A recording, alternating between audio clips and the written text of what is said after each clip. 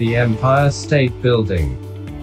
When exploring New York City, there are several different options for activities during a day trip. Some visitors come to see a show, visit art museums, or simply to shop in many of the city's high-end retailers. However, many tourists simply come to New York City for the sightseeing. One of the most visited landmarks in New York City is the Empire State Building. The Empire State Building, constructed in 1931, is a 102-story skyscraper, the 9th highest building in the world, and the 4th tallest structure in the United States. It is located in Midtown, Manhattan. This skyscraper is an iconic symbol of the city, having been featured in over 90 popular movies throughout film history. Tourists come from all over the world to visit this building and view the city from its famous observation decks. Matthew, an enthusiast of historic buildings, was excited for this trip to New York City because he has always appreciated architectural design. Matthew purchased a ticket that granted him access to beautiful 360-degree views of the city. The ticket included an elevator ride that stopped at 2 different vantage points, one at the 86th floor and the other at the rooftop observatory on the 102nd floor. From these observation decks, Matthew took incredible photographs of the entire New York City skyline. The rooftop views granted Matthew perfect aerial perspectives of Central Park, the Brooklyn Bridge, Times Square, the Statue of Liberty, and many other important city landmarks.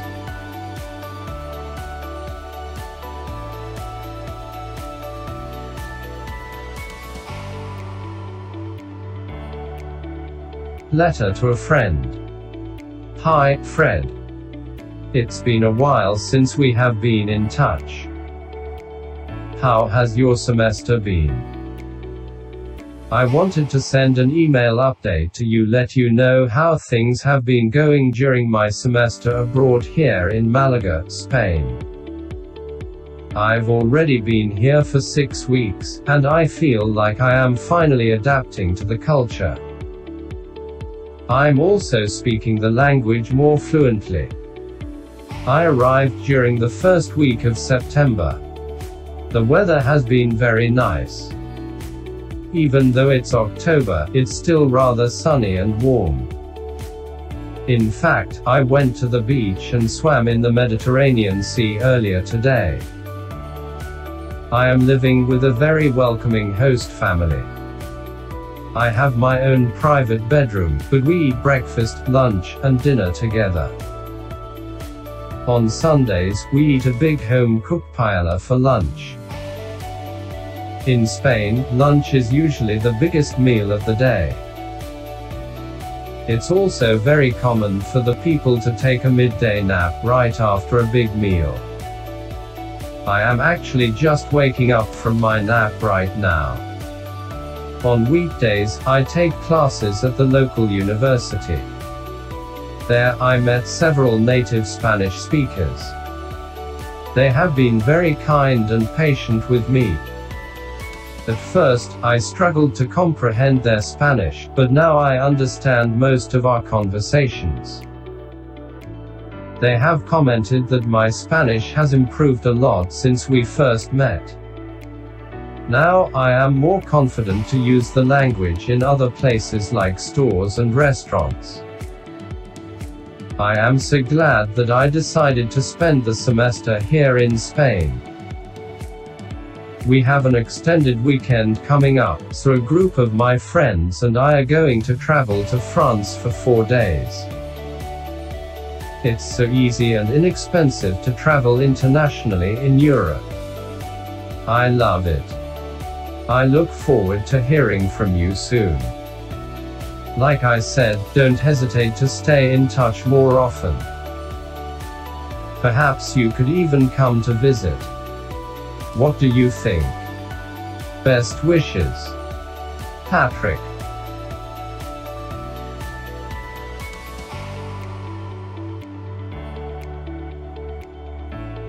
Las Vegas, Nevada. For many years, gambling in the United States was legal only in the state of Nevada. Nevada is a western state that is east of California, south of Oregon and Idaho, west of Utah, and north of Arizona. It is a desert state where little rain falls during the year.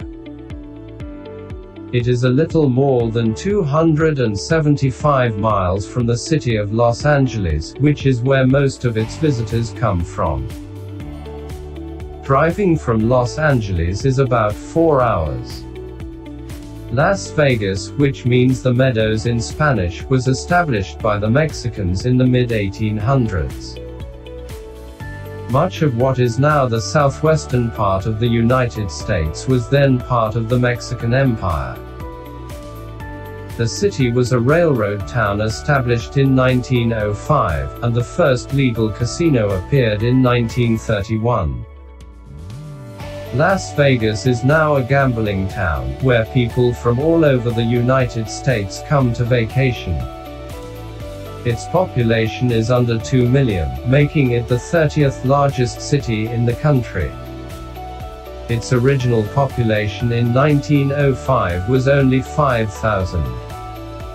Much of the city's growth is due to the gambling industry. Many states have since legalized gambling, including New Jersey and California, but Las Vegas remains the #1 tourist city for gamblers in the US.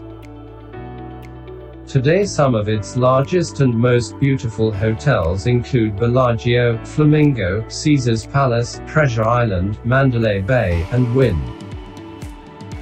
These hotels are on Las Vegas Boulevard, which is commonly called the Strip. With its nearly year-round sunshine, beautiful casinos, and variety of gaming options, Las Vegas remains the best location for gambling in the US.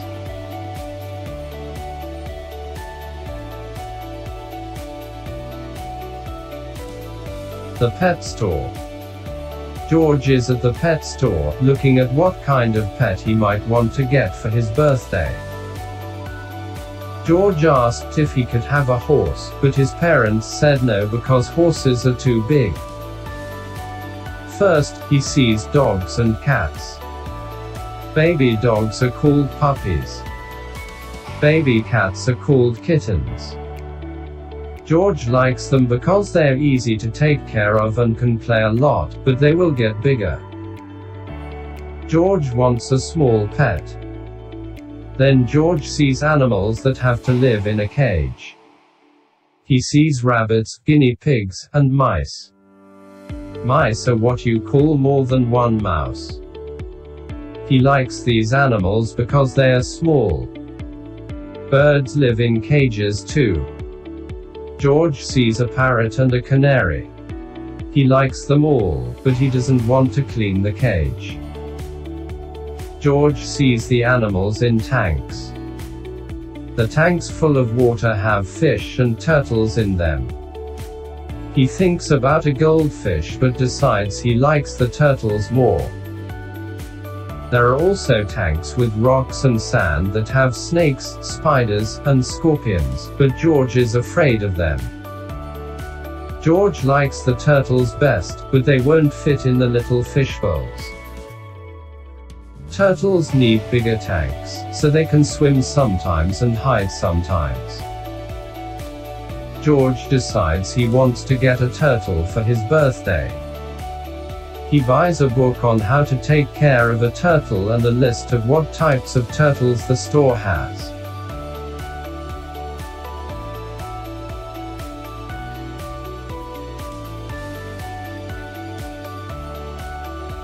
Thanksgiving. Thanksgiving is a holiday celebrated predominantly in North America, and it possesses a different meaning in each of the countries where it's acknowledged. In the United States, Thanksgiving is a federal holiday, and always takes place on the fourth Thursday in November, regardless of the date. The holiday signifies the immense progress made by pilgrims, or some of the first travelers to North America, at Plymouth Plantation circa 1621. It was at this time that the hungry and weary pilgrims were taught how to grow and produce food on North America's unique terrain. Once they'd grown an abundance of food, the pilgrims were expectedly thankful, and they celebrated alongside the Native Americans, who provided them with such valuable assistance. President Abraham Lincoln initiated the contemporary practice of Thanksgiving by calling for a day of Thanksgiving during one of his Civil War addresses. In America today, Thanksgiving remains firmly ingrained in its historical roots, and is widely considered to be a day for giving thanks for good food, good times, and family.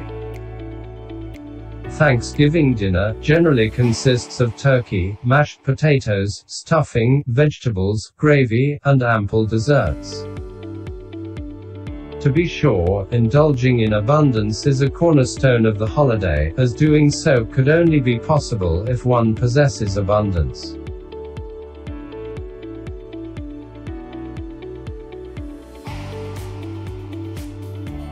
Rosa Parks and the Civil Rights Movement. Rosa Parks is a prime example of how an ordinary American can change the world around her. She was born in 1913, in the southern state of Alabama.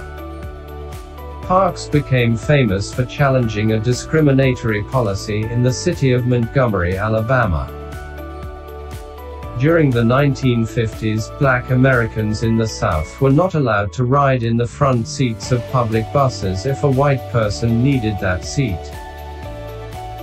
Blacks were expected to get out of their seats and go to the back of the bus, which was designated as colored only. On December 1, 1955, Parks refused to obey the bus driver's order to surrender her seat to a white passenger who had boarded the bus. Even though Parks was seated in the colored-only section, the bus was filled, and she was required by law to give her seat to the white rider. Parks was arrested, and charged with civil disobedience. She later said she had grown tired of giving in. Her arrest and subsequent trial made Parks a national symbol for the civil rights movement. Her arrest also led to the Montgomery bus boycott that was a political and social protest campaign against racial segregation. Although the boycott only lasted 21 days, it was instrumental in the Supreme Court decision to declare Alabama's practice of segregation unconstitutional. Parks has remained a symbol for the civil rights movement even after her death in 2005 at the age of 92. She has been called the First Lady of Civil Rights by the United States Congress, and the Mother of the Freedom Movement. She has been honored by the U.S. government with prestigious awards such as the Presidential Medal of Freedom, and Congressional Gold Medal. She has been honored with her own museum in Michigan, and has received several other civil rights awards both before and after her death.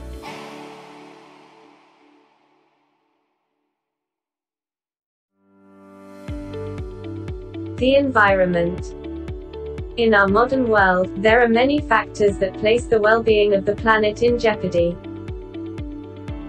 While some people have the opinion that environmental problems are just a natural occurrence, others believe that human beings have a huge impact on the environment.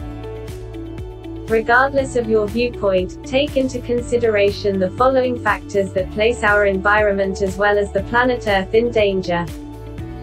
Global warming or climate change is a major contributing factor to environmental damage.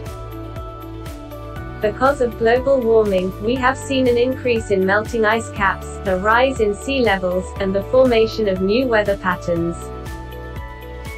These weather patterns have caused stronger storms, droughts, and flooding in places that they formerly did not occur. Air pollution is primarily caused as a result of excessive and unregulated emissions of carbon dioxide into the air. Pollutants mostly emerge from the burning of fossil fuels in addition to chemicals, toxic substances, and improper waste disposal. Air pollutants are absorbed into the atmosphere, and they can cause smog, a combination of smoke and fog, in valleys as well as produce acidic precipitation in areas far away from the pollution source.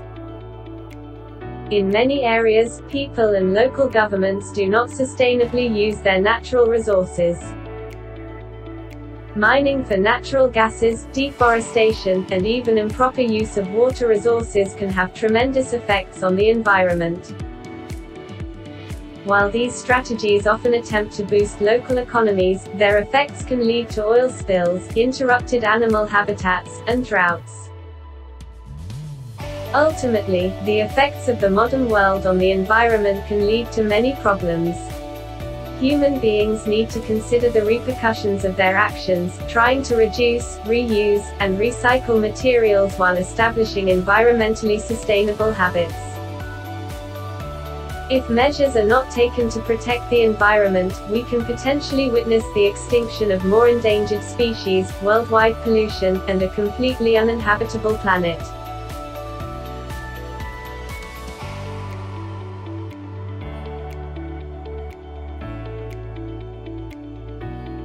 My first road trip.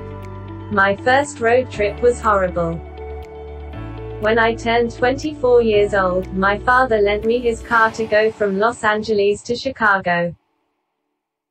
I told my dad that my friend George was going with me, and he was bringing his girlfriend Nancy. My dad liked that George was going, because he was a responsible young adult, which made me think that my dad doesn't think of me as an adult. When the day we were scheduled to leave arrived, George's girlfriend didn't arrive at my house until 5 p.m. when we agreed we would meet at 2 p.m. It wasn't bad. I had been waiting for this road trip for a year. I could wait a little longer. When Nancy arrived, we packed up her suitcase and hit the road. I was friends with both of them, but George was my friend first. I started getting annoyed with them right away. Even though I had my music playing in the car, I could still hear them in the back kissing and calling each other baby, sweetie, sweetheart, and other nauseating cute names. I didn't like it, but what was I going to do? George took over the wheel after we left California. He was talking to Nancy the whole time. When we got near the Grand Canyon, Nancy started talking about how she always wanted to go see it. That was when George said those 7 words I hated the most: what my baby wants, my baby gets. He started going down a road that led to the Grand Canyon without even asking me. I started to get really annoyed, but decided not to say anything. It was really late, but they didn't care. It turned out the road that led to the Grand Canyon closed after a certain time. Nancy felt embarrassed, and George started apologizing to me. After we got back on the highway, I drove all the way to Chicago. George knew that I was bugged, so he tried to keep me company. He even told Nancy to sit in the back, which she did. It was a horrible drive. I couldn't believe I had to drive all the way back to Los Angeles with them.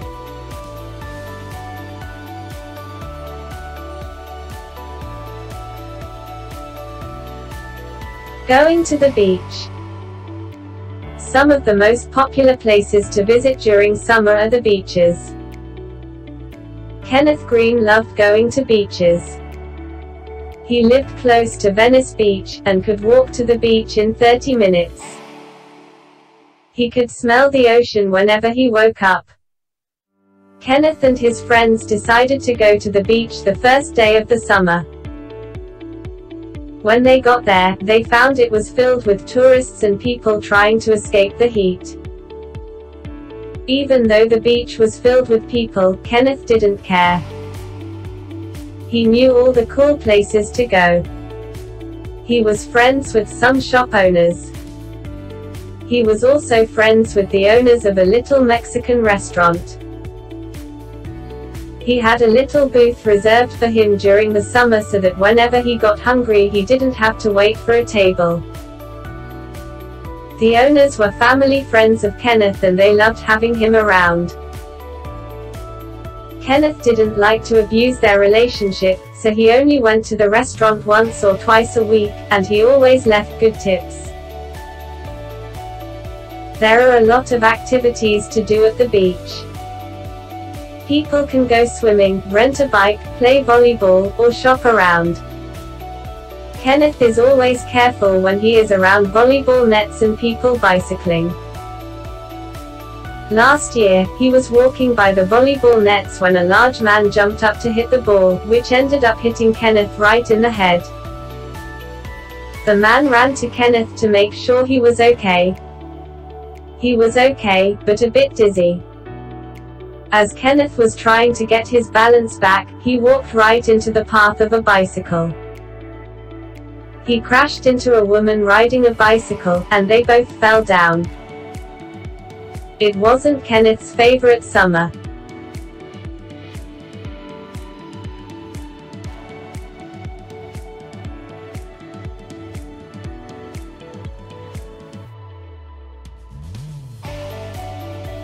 Marriage is the end. William Moore didn't trust the idea of marriage. He came from a broken family. His mother and father divorced when he was only 10 years old. Both of his two brothers had been married twice, each marriage ended in divorce. Marriage is the end, William always said. His view on marriage always got in the way of his relationships. He would go out on dates with women who would always be looking for something serious. William wasn't looking for that. He wanted someone to have fun with, and that was all. William hadn't found someone he felt strongly about in a long time. The last time he truly felt something for a girl was during his last year of college. Her name was Linda. Linda was in William's math class, and she always helped William with his homework. They started hanging out after school, and going on dates every week. When William told Linda about his views on marriage, she didn't get scared. In fact, she liked the idea. It's a lot of pressure. A lot of guys think that women just want marriage, you know, I don't. At least not right now, Linda said. William decided to give Linda a chance. He liked her. They had the same view on marriage. Yet, during the final month of school, Linda got an email that changed her life. She got a chance to go study in Europe. William didn't want Linda to go. Linda said that it was a once-in-a-lifetime opportunity. William even thought about proposing to Linda to see if she would stay, but he knew that she would not change her mind. He let her go. It made William sad. He didn't know if he wanted marriage, but he really wanted to have someone there for him.